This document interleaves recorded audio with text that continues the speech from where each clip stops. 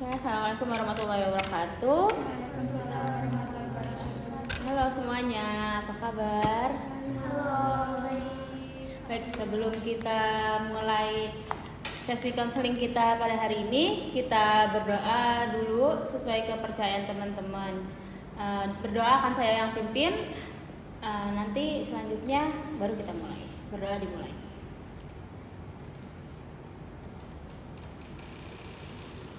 Doa selesai. Baik, sebelum kita lanjut nih ke permasalahan berikutnya, ada baiknya biar kita semuanya saling mengenal di sini, kita perkenalan dulu. Mungkin bisa dimulai dari Masnya.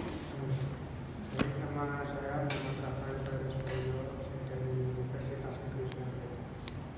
Baik, perkenalkan nama saya Nabila Sajida dari Universitas Negeri Surabaya. Selanjutnya. Baik, saya Deviska Nagariati, bisa dipanggil Deti dari Universitas Negeri Surabaya. Saya Stefania Brenda dari Universitas Negeri Surabaya. Saya Alium Karisa Satu Tiffany dari Universitas Negeri Surabaya. Baik, sekarang saya Syalma Azani sebagai konselor di sini. Selanjutnya kita tentukan dulu masalah apa yang akan mau kita bahas pada hari ini. Mungkin dari teman-teman adakah masukan atau yang dirasa pengen diceritakan di konseling ini? Kalau saya mungkin ini ya lebih ke lingkungan sosial, mungkin ya, lebih sekitar lingkungan sosial saya. Semuanya setuju? Gimana teman-teman? Setuju. Oke. Berarti kita akan akan menceritakan masalah kita mengenai lingkungan sosial kita ya. Baik. Sebelum kita mulai, saya jelaskan dulu asas-asas tentang konseling. Pertama, konseling yang akan kita lakukan ini mengenai tentang kita harus menjaga kerahasiaan yang ada di sini.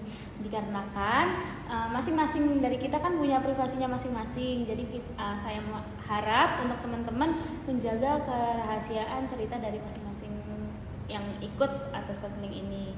Lalu saya meminta untuk keterbukaannya, karena namanya sesi konseling, agar masalahnya bisa diselesaikan, maka saya minta untuk keterbukaannya.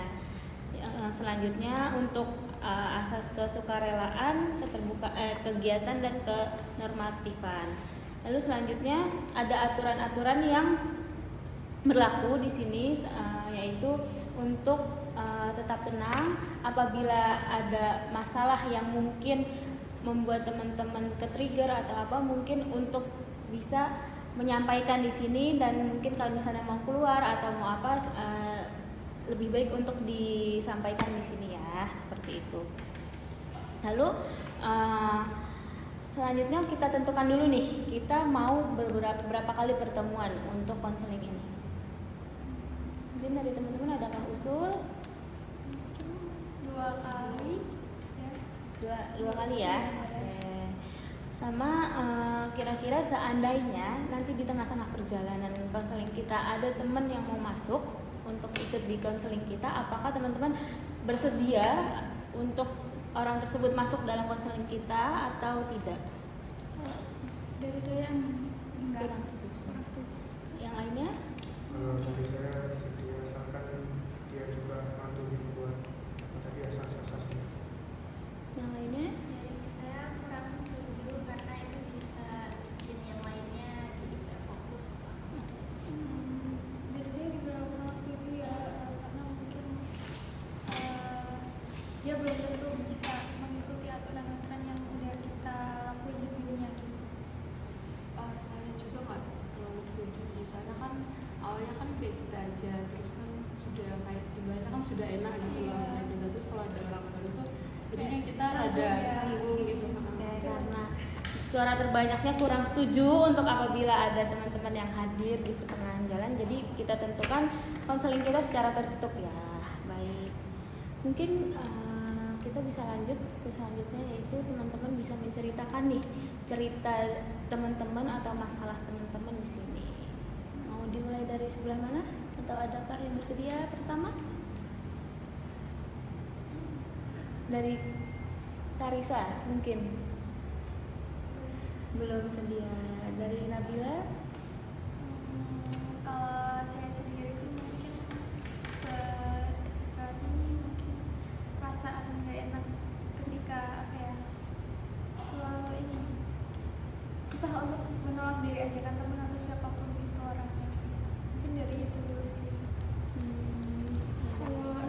ini kan sosial ya. Kalau dari saya itu orangnya kayak kurang bisa cerita ke orang lain. Jadi kalau misalnya saya ada masalah itu cenderung saya pendam sendiri. Jadi kayak cara saya nyelesainnya tuh cuma nangis gitu. Kayak saya nggak bisa percaya sama orang segampang itu. Kalau saya sih kalau di lingkungan paling sama temen-temen gitu. Jadi saya itu kalau sama temen suka ngasih feedback effort yang suka ngasih effort itu loh, biar di pertemanan tuh kayak saya tuh selalu diterima gitu di pertemanan. Cuma kadang tuh kayak feedbacknya tuh gak bagus gitu loh, kayak nggak sesuai yang saya harapkan. Tapi kan balik lagi ya kan, respon seorang kan kita nggak bisa maksa gitu. Cuma saya kadang kayak pengen aja gitu dikasih feedback sesuai dengan effort. Cuma ya itu sih kayaknya yang agak terganggu sedikit. Kalau dari saya, sebenarnya saya punya permasalahan di pertemanan itu lebih cenderung saya tidak punya teman yang true friend gitu. Jadi teman saya semua itu fake. Nah, kenapa fake? Karena saya punya masa lalu di mana saya dulu dibully gitu. Kemudian saya memutuskan gitu jadi orang yang kasar ya, bahasanya kayak revenge gitu. Saya dendam, akhirnya saya jadi orang yang kasar, orang yang keras gitu. Terus akhirnya itu ke bawah sampai sekarang. Jadi teman-teman saya itu kalau berteman saya bukan karena memang tulus pengen nemenin, tapi lebih ke daripada nanti aku kalau nggak nemenin Rafael aku dibully, daripada aku nanti nggak nemenin Rafael aku diapain sama Rafael. Nyari benefitnya. Kalau permasalahan sosial yang saya alami itu ada di pertemanan juga, dimana saya ngerasa saya selalu mengerti teman-teman saya dan effort juga buat jaga pertemanannya. Cuman saya nggak merasakan feedback yang sama juga dari teman. Jadi effortnya tuh nggak seimbang sama apa yang saya berikan ke mereka.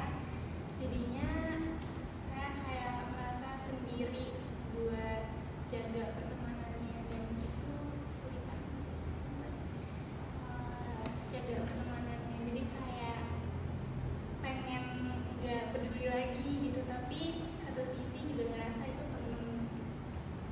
Oke. Berat ya rasanya ya, dari kita masing-masing punya masalah yang berat. Kalau teman-teman sendiri ngerasanya nih, oke, kita boleh nggak nih saya sebagai konselor di sini meminta pendapat teman-teman atas masalah dari misalnya dari teman-teman ngasih penilaian, oh masalah Karissa tuh seperti ini, oh masalah Deti tuh seperti ini, boleh nggak? Saran dari teman-teman untuk masalah yang mereka alamin gitu. Mungkin dari masalah Karissa dulu, mungkin teman-teman ada nggak nih saran buat Karissa?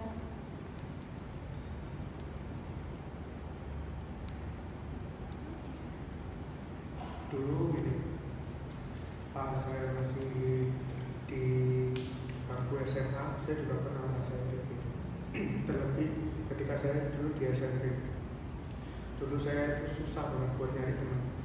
Jadi kayak saya harus ngorbanin apa yang saya punya gitu, biar saya itu punya temen gitu. Nah, tapi yang saya rasain juga kayak Karissa. Ketika saya udah mengeluarkan semuanya, teman-teman saya juga nggak mau nemenin saya. Nah, di situ saya punya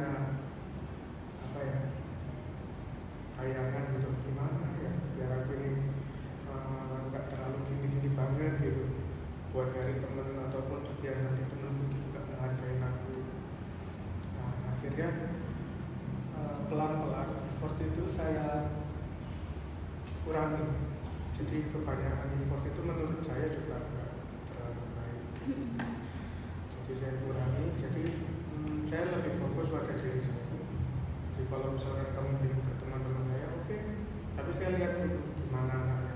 Anak ini pantas nggak buat jadi teman saya, atau anak ini baik nggak kalau misalkan nanti teman sama saya. Kalau dari saya kayak gitu. Jadi jangan terlalu ngasih effort ke orang lain, tapi kita akhirnya tersakiti sendiri. Jadi biar nggak kewalahan diri sendiri juga. Nah, Jadi perlakuin temen itu sesuai dengan apa yang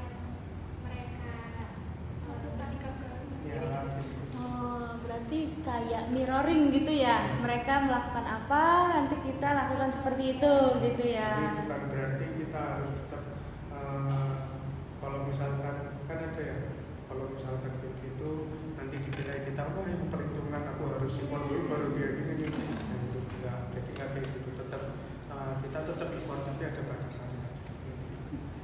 Yang penting dari kita tulus. Dari itu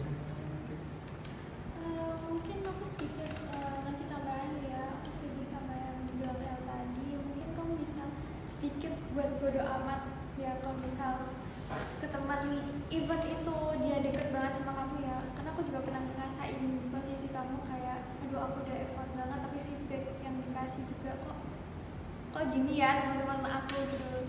Jadi kayak itu aku terapin, berusaha untuk bodo amat kayak oke, dia kalau nggak sikapnya kayak gitu ke aku juga bisa sikap kayak gitu, tapi dengan catatan aku tetap baik ke dia. Jadi aku sedikit berusaha untuk bodo amat dari apa ya, feedback apa yang dia kasih ke aku, yang penting aku tetap bisa baik gitu ke dia.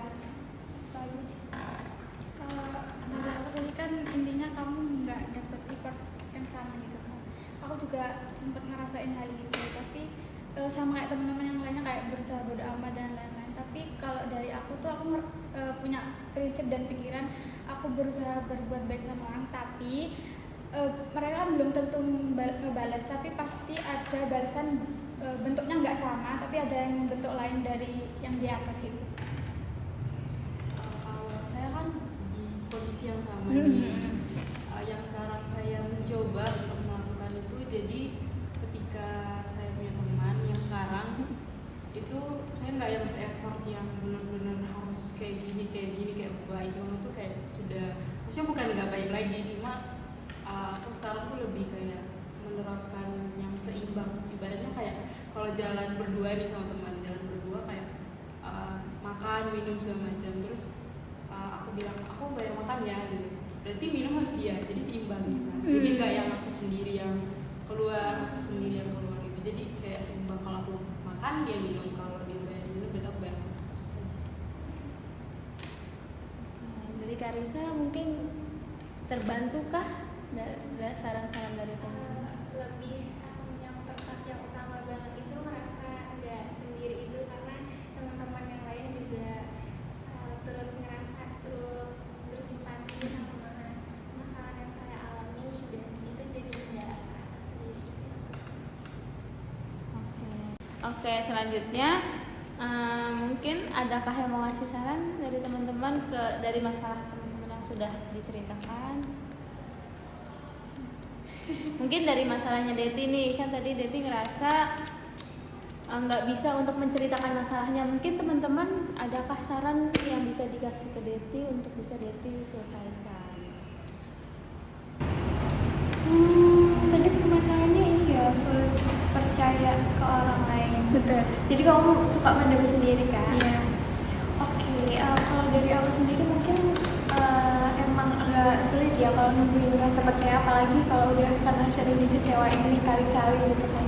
Mungkin salah satu cara yang bisa ngalihin apa ya, cerita kamu yang kamu pendem itu, mungkin kamu bisa jurnal atau bikin diary. Karena aku pernah ketika emang aku nggak bisa ceritain itu, masalah itu aku pendem sendiri, nggak bisa aku ceritain ke orang lain, jadi aku bikin diary, aku curhatin semua unek-unek, entah aku mau ngasih di situ, entah siapapun itu, entah gimana pun ceritanya, yang penting emosi aku yang aku pendem itu bisa aku keluarin di buku itu. Jadi aku punya satu buku diary itu, jadi itu isinya kayak ini curhatan dari aku yang nggak bisa aku ceritain ke temenku atau ke orang tuaku atau ke siapapun itu. Jadi mungkin itu bisa jadi salah satu solusi kamu ya, dibuat diary atau jurnal gitu.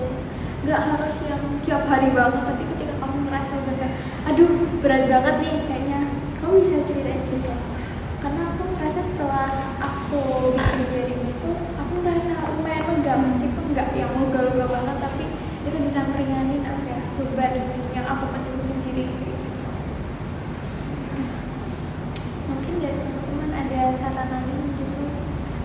ini aku mau tahu dulu apa yang mendasari Deti itu.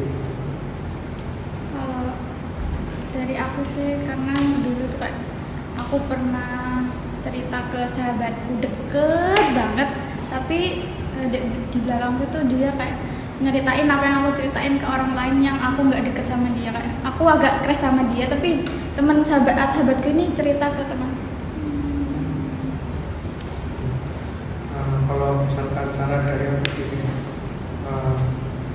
nggak apa-apa gitu kita cerita ke orang lain, walaupun nanti akhirnya itu kita ngerasa kayak, wah ngapain aku cerita ke dia gitu. Tapi setidaknya itu bisa ngelegain apa yang ada di hati kita atau kita pendam gitu. Tapi dengan catatan bahwa cerita itu nggak ada unsur-unsur kayak privacy apa gitu, atau cuma hanya sekedar kita cerita ke orang lain itu ya udah kayak pengen curhat aja gitu. Dan kita punya batasan bahwa hal yang saya ceritakan itu bukan privacy saya. Nah untuk hal-hal yang privacy itu kalau saran dari saya nggak ada tempat curhat selain yang di atas itu sih kalau saran dari saya. Jadi apapun permasalahan kita itu coba ceritain aja ke yang di atas, ke Tuhan kita kayak gitu, apapun, karena siapa lagi kalau yang bisa nolong kita gitu. Kalau misalkan kita nganggap teman kita itu nggak bisa dipercaya atau gimana, nah, salah satunya ya cuma Tuhan. Itu sih kalau saran dari aku. Terima kasih. Yang lainnya Kalau dari aku, mungkin sebelum kamu memutuskan untuk cerita lagi ke orang yang berbeda atau mau cerita lagi ke teman kamu, sebelum ngakuin itu bisa gain trust dulu. Jadi kayak tingkatin dulu percaya kamu sama orang itu. Misalnya ngelakuin aktivitas sama-sama, karena kan di sini permasalahannya kamu sulit untuk percaya lagi sama orang. Jadi bisa tingkatin percaya dulu dengan jalin kedekatan dari aktivitas, mungkin dari kalian berdua, dari teman kamu gitu suka kegiatan apa, nah itu bisa dilakuin bersama-sama. Dari situ kan kita bisa ngeliat ya dia nunjukin sikap yang kayak gimana selama aktivitas bareng-bareng. Dari situ kita bisa numbuhin percaya lagi, karena nggak nutup kemungkinan kalau kita tuh tetap butuh untuk cerita ke orang lain. Bahkan nggak melulu soal saran, tapi validasi itu juga penting kan untuk kalau kita mau cerita. Kalau saya sih paling kan udah banyak nih teman-teman, jadi kalau dari Rafael udah, dari Cia juga udah. Paling aku kalau memang lagi masalah yang benar-benar berat, terus kadang kan kayak kita susah gitu ya kan ngomong sama orang, tapi kayak pengen banget cerita. Kalau mau ngetik di HP yang di diary note HP itu kan capek kan, harus hati capek, terus tangan juga harus ngetik kan capek. Aku gak selalu sih gak sering juga, maksudnya jarang gitu. Jadi aku cerita ke teman, tapi aku pakai inisial, jadi seolah-olah bukan aku cerita kan, ngerti gak sih orang ini gini-gini, menurutmu gimana ya gitu. Jadi aku cerita pakai inisial, tapi kadang juga respon dari teman yang aku cerita itu juga, oh iya ternyata juga bisa kayak gitu. Jadi secara tidak langsung aku bisa dapat jawaban yang kadang enak, kadang juga plong gitu, padahal itu cerita aku sebenarnya. Jadi mungkin bisa pakai inisial yang tidak harus menunjukkan kalau kamu orang itu. Mungkin juga saran dari teman-teman tadi bisa Deti lakuin. Mungkin saya izin menambahkan ya, kalau misalnya Deti memilih untuk journaling, mungkin Deti bisa, kalau itu bentuknya emosi negatif atau misalnya kayak marah, sedih, setelahnya bisa dibakar atau dibuang, disobek. Jadi ketika nanti Deti membaca hal tersebut, tidak kembali energi negatifnya ke Deti atau malah membuat bom waktu di kemudian hari seperti itu. Mungkin cukup Deti. Oke, selanjutnya dari mungkin teman-teman ada nih mau yang ngasih saran atau pendapatnya tentang masalah yang Cia alami. Gimana teman-teman? Kan tadi Cia nih ngerasa apa sih? Rasa susah banget untuk nolak ajakan ya, bahasa anak gaulnya tuh people pleasure ya, kayak contohnya nih temanku si A lagi ngajak main gitu aja ya, terus tapi di hari itu aku nggak bisa, kayak aduh capek banget, tapi karena takut kayak aduh kalau aku nggak ikut ntar gini ntar aku jadi bahan omongan segala macam gitu, jadi kayak aku memaksakan diri aku buat ikut serta hadir gitu loh. Ya, itu salah satu contohnya, kayak susah banget buat nolak. Kalau dari aku sebetulnya juga sama kayak Cia, susah buat nolak orang, tapi dari itu aku tuh belajar gitu Cia, kayak ngutamain diriku sendiri, soalnya kan gimana diri sendiri punya diri sendiri kan ya, bukan orang lain.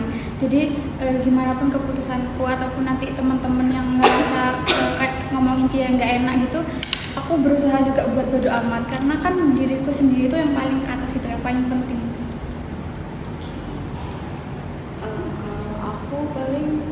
Aku juga pernah sih dalam keadaan kayak gitu. Jadi sampai yang di tahap aku ada kegiatan di gereja, terus aku memaksakan untuk ikut main teman-temanku. Akhirnya aku drop dari situ.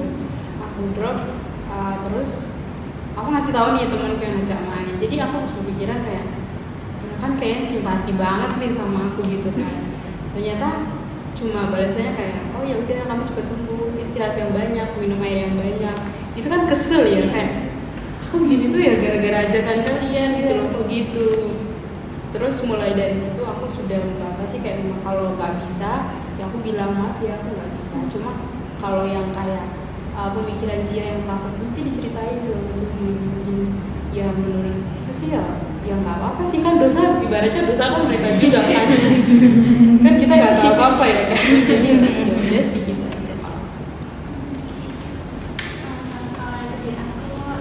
Juga pernah beberapa kali ngerasain itu, karena gak enaknya tuh nolak karena masih jadi itu teman terdekat kita, jadi kita tuh susah untuk nolak karena ya dia juga pernah ngelakuin kebaikan buat kita juga, jadi susahnya itu di situ.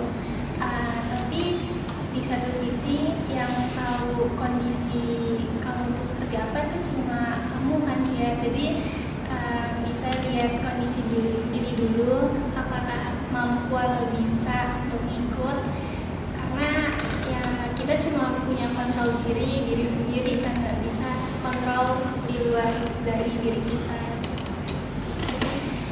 Lihat kondisi diri dulu, kalau memang tidak memungkinkan untuk tidak ikut ya nolaknya baik-baik, dan kalau itu emang teman kamu pasti bakal ngerti kan kondisi kamu. Aku setuju sama teman-teman itu sih, yang kalau dari apa namanya Islam, terus dari Marisa, dari Keti, itu intinya kayak yang tahu diri kita itu ya kita sendiri gitu, yang tahu kapasitasnya ya kita sendiri. Terus tadi asik tuh Islam bilang, kalau kita kenapa-napa pun belum tentu mereka itu kayak peduli sama kita gitu kan. Terus yang asik tadi juga, ya kalau misalkan dia ngomong pun ya udah amat gitu. Nah, itu kan tadi dia juga bilang, sempat nyaranin ke Karisa kalau misalkan mungkin kita bisa sedikit bodo amat gitu. Kadang hal-hal kayak gitu kan memang jadi tadi yang udah disampaikan teman-teman itu bagus. Terima kasih teman-teman. Gimana Cia? Rasa lebih plong ya, karena teman-teman juga pernah ngerasain apa yang aku rasain, terus dapat insight baru, terus akhirnya bisa aku mulai sedikit demi sedikit pelan-pelan. Oke, selanjutnya sisa masalahnya dari El nih. Mungkin ada nggak nih teman-teman yang pengen ngasih saran atau pendapat masalah El? Mungkin sebelum teman-teman kasih saran atau pendapat, El bisa jelasin lagi nih masalahnya apa biar teman-teman paham.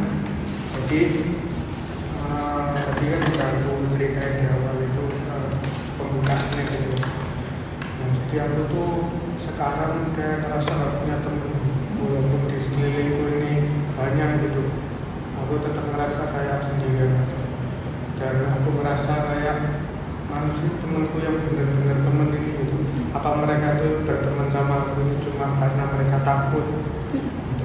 Atau memang pokoknya gitu lah, aku kayak gimana ya, caranya biar aku punya temen yang benar-benar teman gitu. Dengan keadaan aku ini takut kalau misalkan aku jadi orang baik kayak dulu lagi, aku kembali bully kayak dulu. Dan aku sekarang ini udah ada di posisi menurutku aku ngerasa dengan hanya seperti ini aku nggak dibully.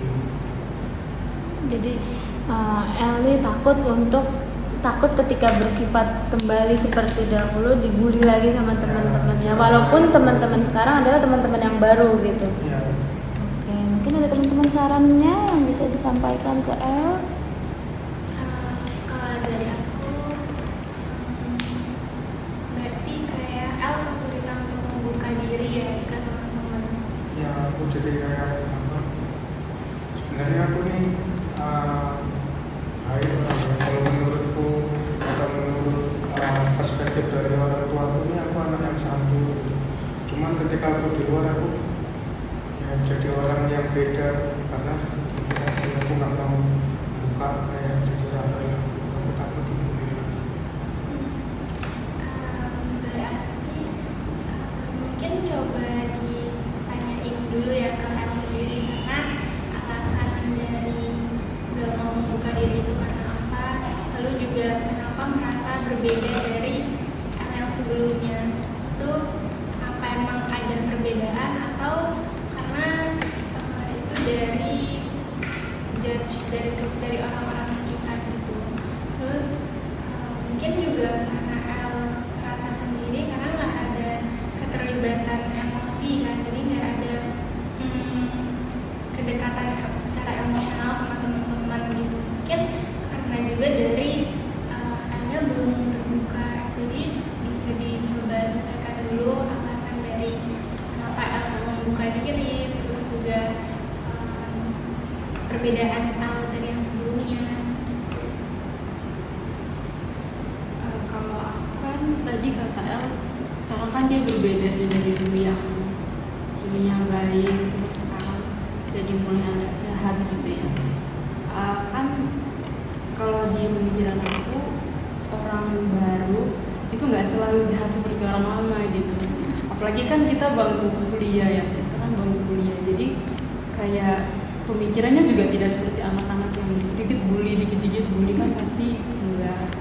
Jadi menurut aku kayak kamu kayak Hanisa membuka diri, cuma kalau bisa jangan kelihatan nunjukin kalau aku jahat loh gitu, aku jahat kayak gini biar aku nggak dibully lagi segala macam gitu. Justru kadang kalau kita jahat orang-orang jadi takut gitu berteman sama kita, jadi kayak kalau berteman sama dia kayaknya itu toksik deh, kayaknya orangnya pasti toksik, nggak mau gitu kadang kayak gitu. Jadi segimananya El dari sananya dari dulunya ya gitu kan, gitu aja jangan berubah.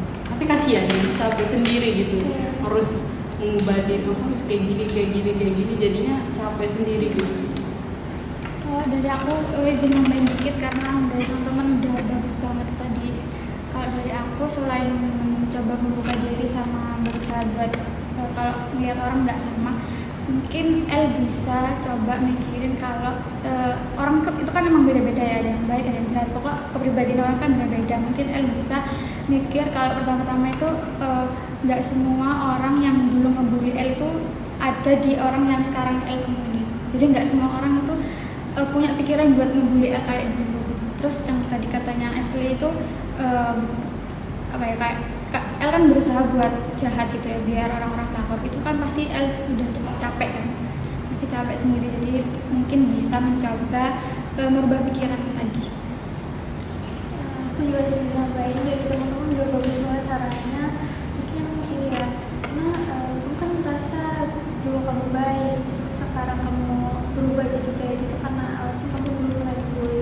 Tapi coba deh tanya ke diri kamu sendiri, capek nggak sih sebenarnya? Kan itu jadi bukan jati diri kamu yang sebenarnya kayak begini kan karena terbentuk masa lalu aku yang dibully lah segala macam. Coba kamu introspeksi ke diri kamu sendiri kayak sebenarnya mau sampai kapan aku kan istilahnya kayak bohongin diri sendiri, nggak jujur sama diri sendiri. Dan benar kata Ashley tadi, nggak semua orang itu sama seperti orang yang membuli kamu dulu.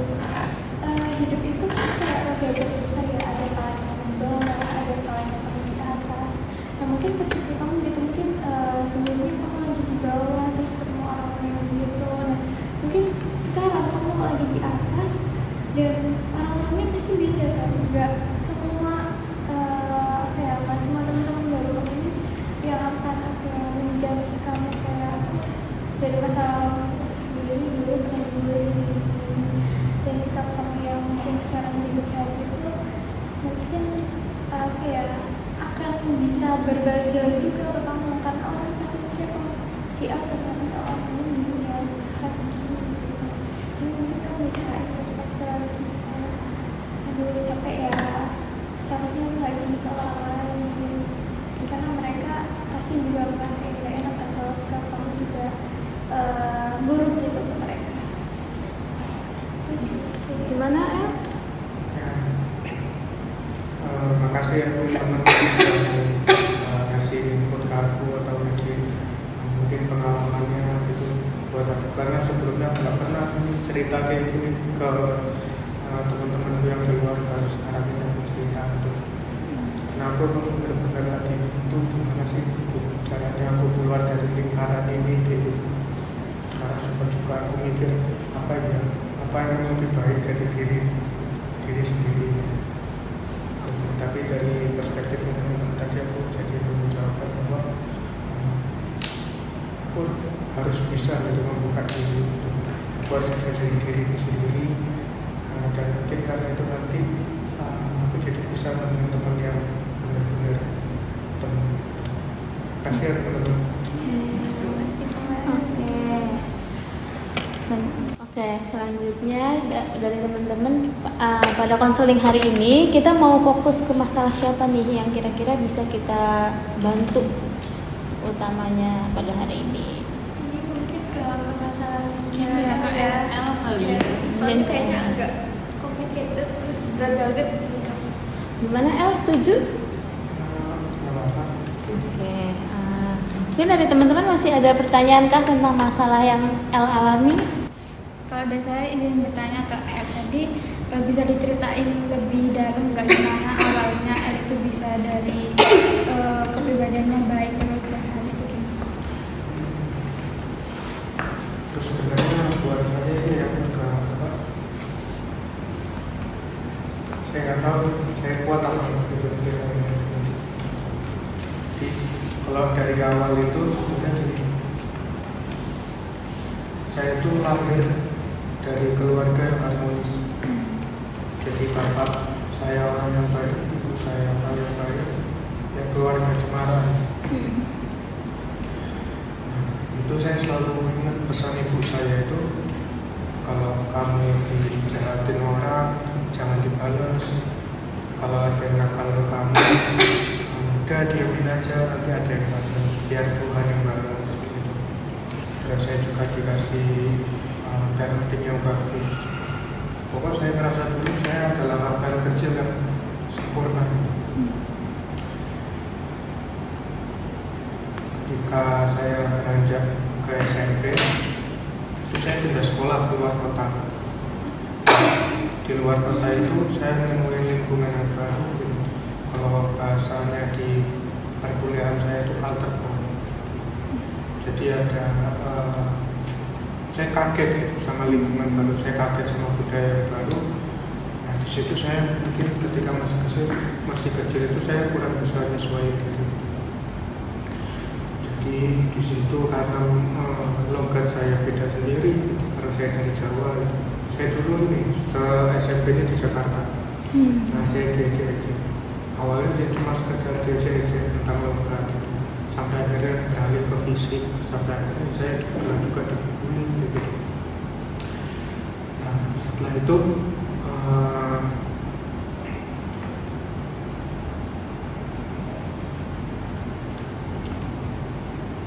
saya merasa aku harus kayak gimana gitu. Kenapa ini kayak dunia luar itu beda gitu. Apa yang diajarkan ibu saya.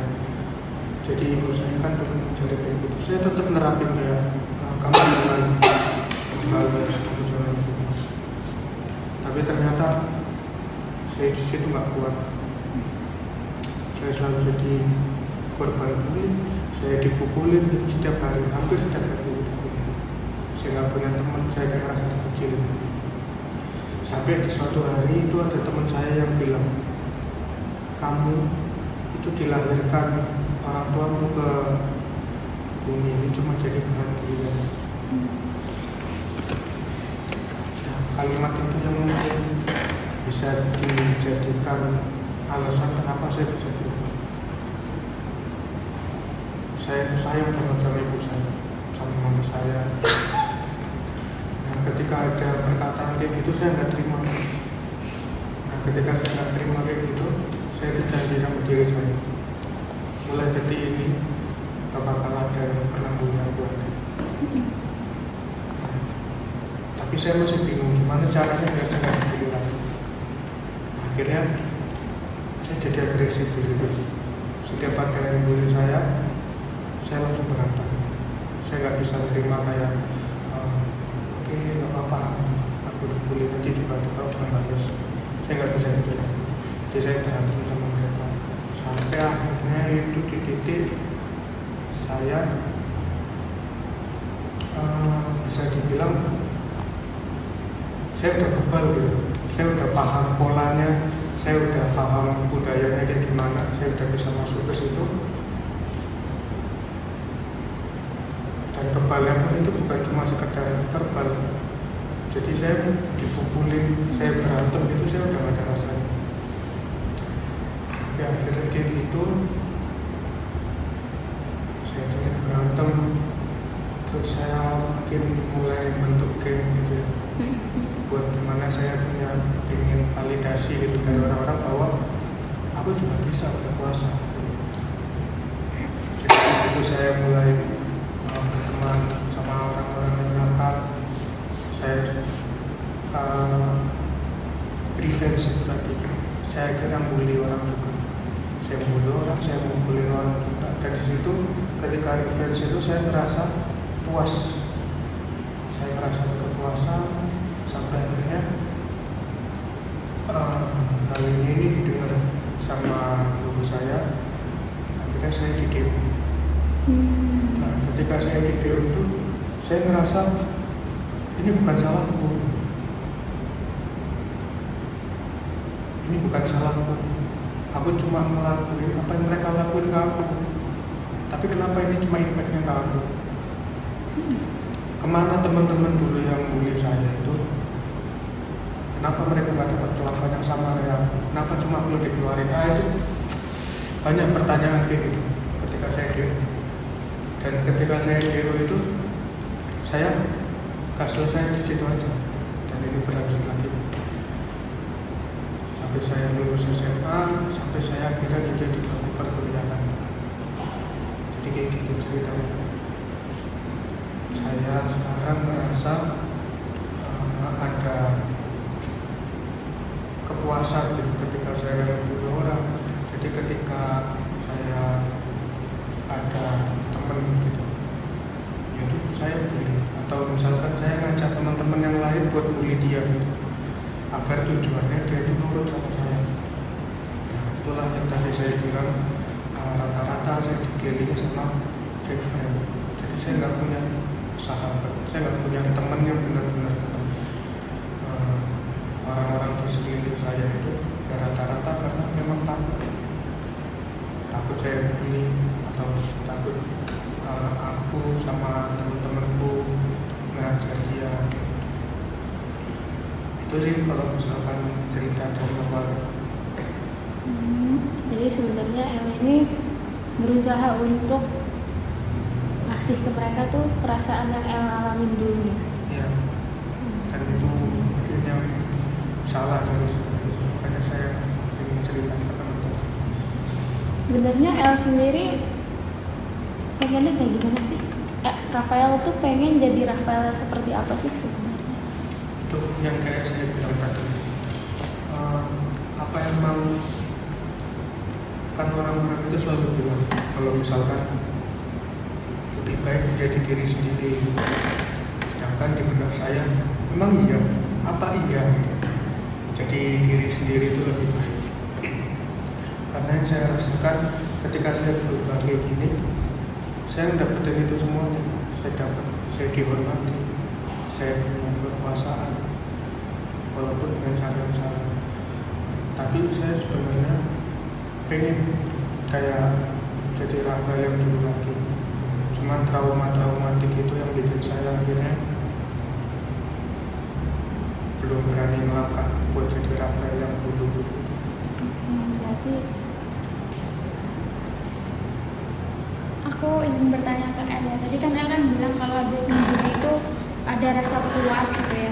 Nah selain rasa puas itu ada nggak kayak dari diri El setelah melakukan itu kayak merasa bersalah atau ngerasa kasihan sama orang yang udah El bully?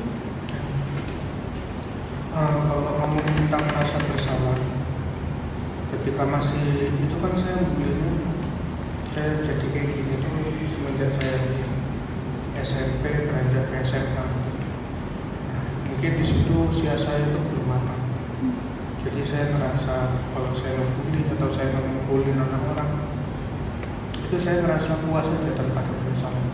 Cuma seiring perjalanan waktu mungkin kematangan saya itu bertambah. Jadi pada mungkin hal-hal tertentu yang membuat saya flashback gitu, itu saya ngerasa kamu dulu dibully kan, kamu tahu rasanya dibully. Dan ketika saya ngebully orang, muncul perasaan bersalah gitu. Oh iya, aku tahu rasanya dibully itu. Jadi kalau juga dibilang ada nggak rasa atau perasaan bersalah, nah, perasaan bersalah itu munculnya itu ya akhir-akhir itu. Dan itu yang menjadi dasar, jadi penyebab kenapa saya pengen cerita teman-teman. Karena memang sebenarnya saya pengen berubah. Aku juga pengen nanya sih. Kan kata El tadi dari dulu keluarganya cemara, parentingnya juga bagus segala macam, dan pas itu kan dimulainya dari SMP, berarti kan ibaratnya belum terlalu dewasa pemikirannya, masih labil lah ibaratnya kan. Kalau sekarang kan berarti El seperti kata El tadi kan El bisa merasain dihormati itu gimana, menguasai sesuatu itu gimana. Cuma berarti kan tetap masa lalu kan masih ke bawah-bawah gitu kan. Berarti di hati juga masih sakit, meskipun aku enak kok gini, cuma kan masih sakit hati sama masa lalu. Nah, orang kalau sakit hati kan berarti relasinya sama orang tua kadang juga nggak terlalu bagus ya kan, kayak orang tua naik apalagi kayak sudah capek banget kuliah pulang terus ditanya-tanyain, apalagi kayak dimarah-marahin orang tua kan jadinya tambah capek. Aku mau nanya kalau di rumah sikap El sama orang tua tetap baik-baik atau kadang tuh kayak sakit hati ke bawah masa lalu tadi, jadi berpengaruh juga dengan sikap sama orang tua.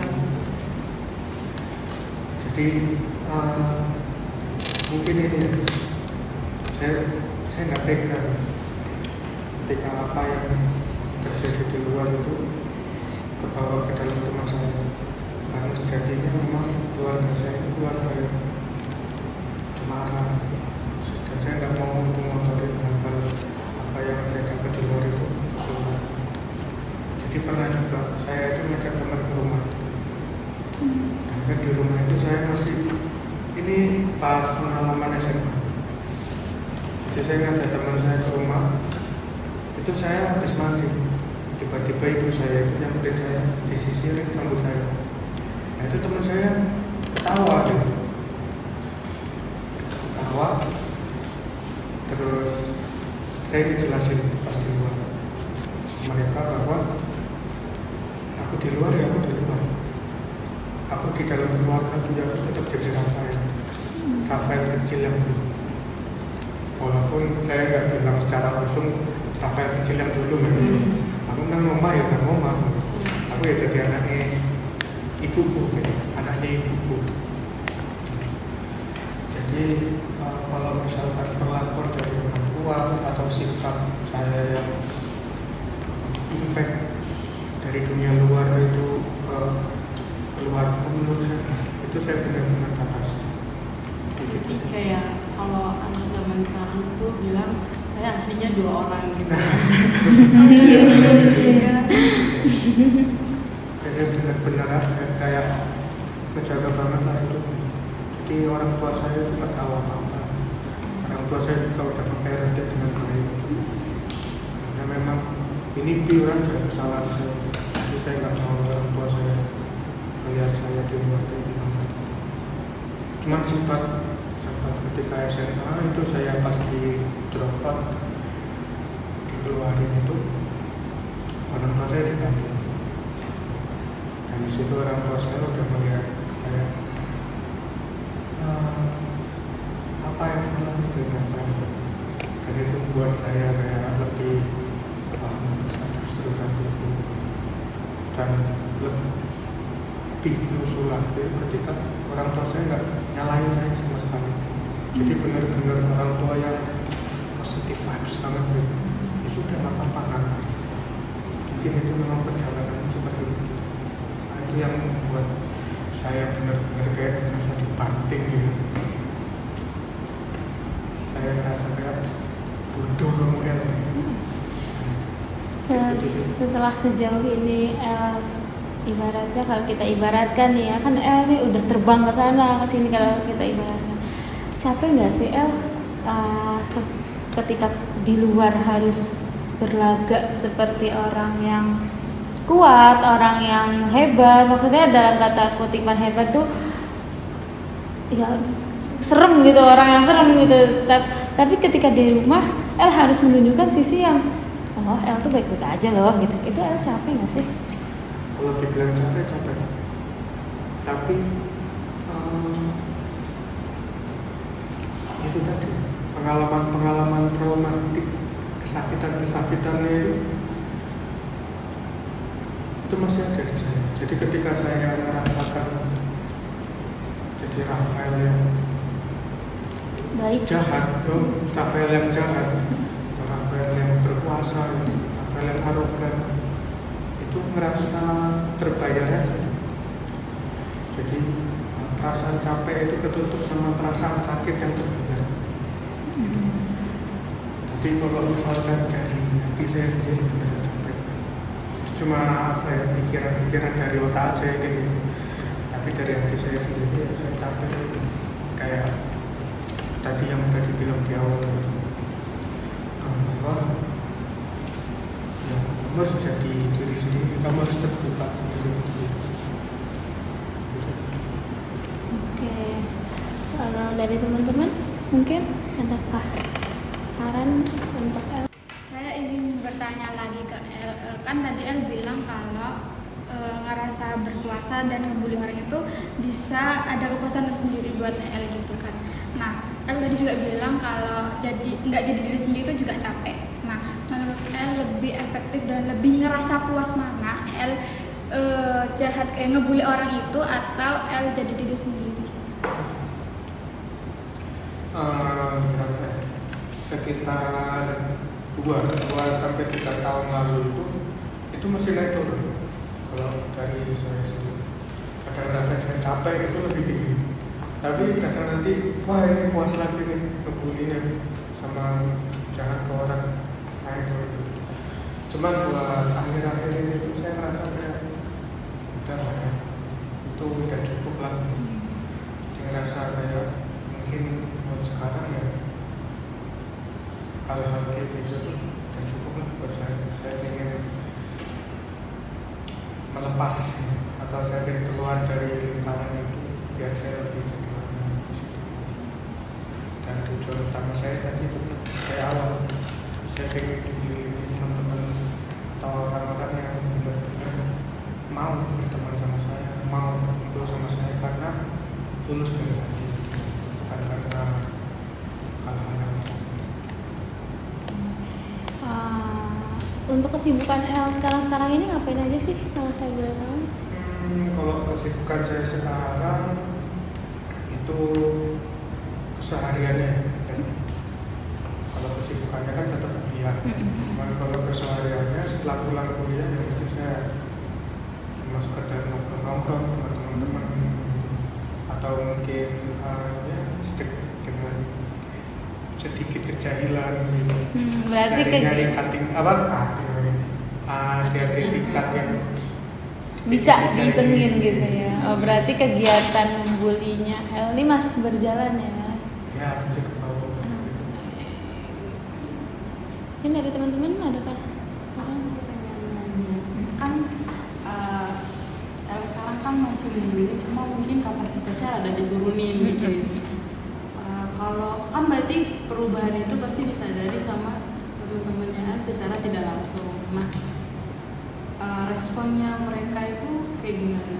Itu pertanyaan pertama. Yang kedua, seandainya kan El mau ibaratnya mau bertobat, mau sudahlah cukuplah gitu. Apakah El itu berarti kan nanti teman-temannya El itu pasti ada pro kontranya. Ya mereka kan udah enak nih sama Rafael, kita jadi bully orang, kita jadi disegani ibaratnya, terus siapa sih yang nggak kenal kita gitu segala macam. El itu nanti bisa menerima kalau teman-temannya El nanti akan menjudgment El balik gitu. Berarti kan El sudah gak punya temennya mereka yang awalnya rame nih kita segeng segala. El udah terima nggak kalau mereka nanti bakal nggak mau lagi temen sama El, apa El masih tetap sama prinsip yang sekarang lah gitu. Jadi buat yang pertama itu mungkin ya ada beberapa teman-teman, kan saya sekarang udah masuk ke semester 5 ya. Saya 5 akhir sekarang. Jadi mungkin pas awal-awal semester 1 dulu itu masih kental tuh. Nah, terus kan perlahan terkikis. Nah, ada beberapa juga teman yang bilang, kamu sekarang agak berubah ya. Itu yang pertama. Tapi buat ke situ saya nggak terlalu kayak overthinking gitu, sampai kepikiran kayak wah nanti mereka perlu tahu gimana gitu. Kalau aku sebenarnya bukan kayak gini, nggak terlalu overthinking gitu. Terus yang kedua lebih ke saya pernah dengar orang itu bilang gini, kamu kalau mau keluar dari zona nyaman itu setidaknya ada beberapa langkah yang harus dilewati. Yang pertama itu rasa takut. Terus saya melewati rasa takut itu, terus masa proses belajar, sampai akhirnya nanti kamu benar-benar keluar dari zona nyaman. Jadi saya sebenarnya udah nyiapin tekad gitu, bahwa nanti ketika saya benar-benar mau lepas semua, saya mau keluar dari pola ini, ya saya harus siap sama konsekuensi tentang pendapat yang teman saya itu gimana. Nanti pun saya punya pandangan gitu, ketika nanti saya berubah pun saya nggak ninggalin mereka, karena mereka juga bagian dari ya masa lalu saya yang harus saya rangkul juga. Semoga aja ketika saya keluar dari pola ini, ya saya aja bisa keluar dari pola ini. Kenapa mereka? Saya juga berharap akhirnya nanti pengaruh-pengaruh buruk yang sudah saya lakukan ke mereka, saya selalu kembali jadi hal positif. Gitu sih.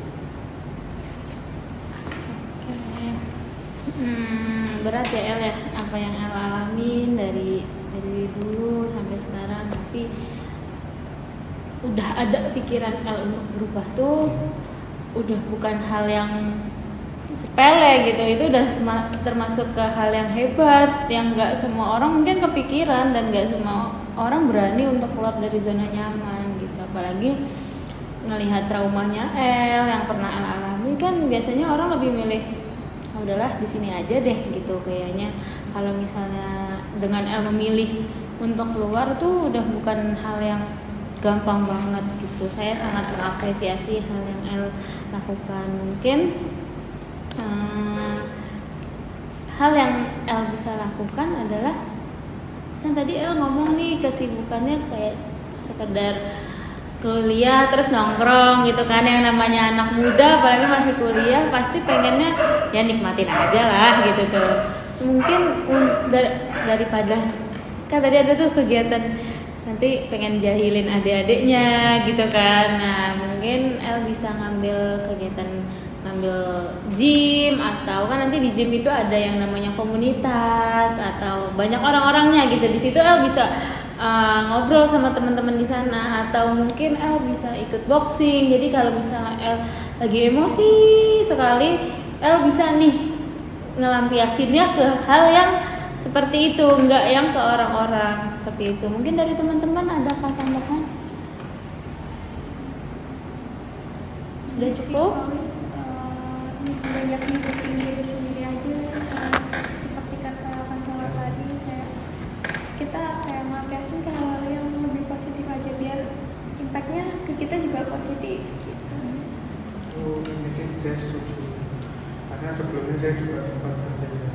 Jadi hal yang saya nikmatin selama ini kan ya gitu, kayak memukul orang, membuli orang, atau tentang kekuasaan. Apa ya namanya, kayak saya ngerasa itu bagian yang sebenarnya itu bisa saya alihkan ke hal yang positif. Benar. Jadi saya selama ini mungkin lagi salah jalan aja. Kalau dari yang aku lihat pas awal-awal ngelakuin buat bully orang lain itu kan karena sebagai bentuk perlindungan diri ya, karena daripada waktu itu mikirnya mungkin daripada saya yang dibully gitu, saya yang ngelakuin itu ke orang lain. Berarti kan dari situ bentuk perlindungan dirinya udah salah kan, dan tapi akhirnya udah sadar buat untuk stop ngelakuin itu, dan itu udah jadi hal yang baik untuk sendiri karena udah sadar berarti itu perilaku yang salah. Mungkin untuk selanjutnya bisa cari lingkungan baru, misalnya dari ikut-ikut kegiatan baru, karena kan kalau lingkungan baru berarti orang-orang yang baru, dan juga bisa adaptasi baru lagi, kenalan sama orang-orang baru lagi, dan itu juga bisa bantu untuk cari pertemanan baru yang lebih sehat, lebih lingkungannya positif untuk sendiri. Oke, baik. Itu pengalaman yang El lakukan kan panjang ya. Gitu. Nah, mungkin bisa untuk El bertaubat, bukan bertaubat sih bahasanya, untuk melangkah ke depannya yang lebih positif, yang lebih baik, sudah menjadi hal yang harus kita apresiasi. Mungkin nanti di kehidupan selanjutnya bisa jadi cerita untuk pasangan hidupnya El ataupun anak-anaknya El nanti, bahwa oh dulu El pernah merasakan hal ini dan dijadikan pembelajaran agar hal tersebut tidak terulang di masa yang akan datang, seperti itu. Oke, selanjutnya karena kita sudah cukup ya waktunya ya, saya sebagai konselor pengen tahu nih kesan-pesan kita teman-teman selama mengikuti konseling ini. Mungkin mau dari Karissa? Kesan-pesan saya selama mengikuti konseling ini, jadi sebenarnya yang paling pertama itu jadi nambah insight baru ya, karena dengar cerita dan pengalaman dari teman-teman semuanya, terus juga saling menambahkan saran satu sama lain, itu jadi rasa bebannya itu agak terkurangi gitu, jadi kayak gak ngerasa sendiri buat hadapin masalah masing-masing. Kalau saya seperti yang Karissa bilang kan kita berarti punya pandangan yang baru. Kalau saya sih itu juga benar, cuman saya lebih ke saya tuh berarti mikirnya selama ini masalah saya tuh paling berat gitu, kayak saya ini pokoknya nggak ada lawan masalah saya, pokoknya kayak gitu. Ternyata saya menyadari kalau ada orang yang masalahnya tuh lebih berat dari saya. Kalau dari saya kurang lebih sama kayak teman-teman, kita jadi punya pandangan atau insight baru, terus ngerasa nggak sendiri karena ternyata kan ada juga masalah yang serupa yang kita alami bareng-bareng gitu. Nah, selain itu saya juga bisa dapat pandangan tentang cara menyelesaikan masalah saya yang tadi, misalnya kayak journaling atau membatasi cerita antara privasi dan tidak ke orang lain. Ya, kalau diri saya sendiri kurang lebih sama ya kayak teman-teman semua. Saya jadi punya insight baru, pandangan baru, wawasan baru, dan yang tadinya saya mikir, oh saya nggak bisa dinyelesain sendiri, ternyata masalah teman-teman di luar sana juga ada yang lebih berat dan lebih kompleks gitu dibandingkan saya. Jadi saya kayak merasa lebih bersyukur sama hidup saya karena ini loh, masalah kamu tuh nggak seberapa, pasti ada orang-orang lain yang masalahnya tuh lebih berat lagi. Kamu bisa kok nyelesain sendiri, kamu bisa lebih bersyukur lagi untuk kedepannya jadi pribadi yang lebih baik lagi. Oke. Sebelumnya saya ngerasa pendapat saya itu pendapat yang paling benar, tapi setelah dapat perspektif dari teman-teman ini, saya ngerasa bahwa saya juga perlu orang lain untuk ngasih input ke saya, dan perspektif itu perspektif yang sangat benar gitu, atau berharga banget buat saya dari teman-teman dari konsumsi sendiri. Semoga pertemuan kita saat ini dapat memberikan pengalaman positif, energi positif yang kita punya untuk sesama selanjutnya. Mungkin di pertemuan selanjutnya El bisa menyampaikan nih progres apa yang sudah El lakukan, dan dari teman-teman kan tadi juga udah ada saran kan. Mungkin bisa disampaikan di pertemuan selanjutnya progres apa yang sudah dijalani untuk masalah minggu depan atau pertemuan yang akan datang kita agendakan, itu mungkin dilihat dari minggu depan lagi ya, seperti itu. Oke, sebelum kita tutup, kita doa kembali untuk menutup sesi konseling ini. Berdoa sesuai kepercayaan teman-teman, berdoa dimulai.